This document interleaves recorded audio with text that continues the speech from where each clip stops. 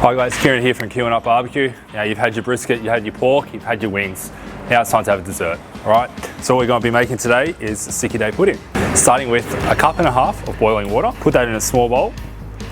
And then we're going to have a cup and a half of pitted dates and a teaspoon of bicarb soda.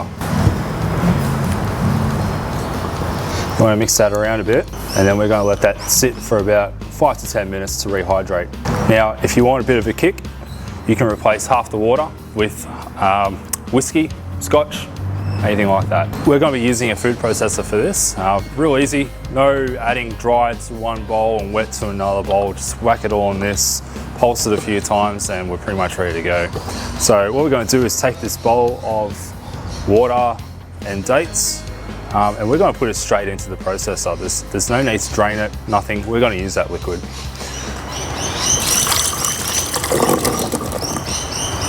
So for the dates, we're just going to pulse them a little bit.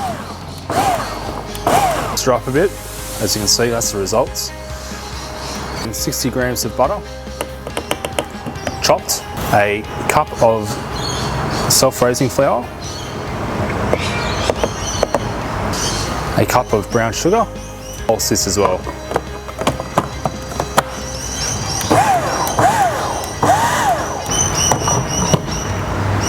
Next, we're going to add 2 eggs, one at a time.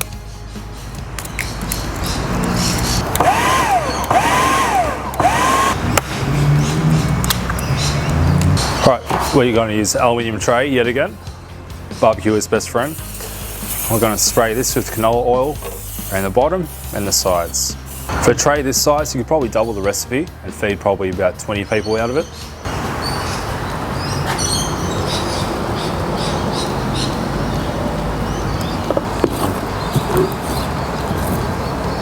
Right, we've got the sticky date here ready to go. So what we're going to do is chuck some cherry wood in and give it a bit of a smoky flavour as well. And again, we're going to set this indirect. So we'll close this up and set the tray on the opposite side. And this should take about 40 to 45 minutes. We're going to be doing the butterscotch sauce for the sticky date pudding now. So in a saucepan, start with 2 cups of brown sugar. And then we've also got 250 grams of chopped butter and 600 mils of pure cream. Basically, we're just going to combine all of this and put it on a stovetop medium heat until it starts to thicken up.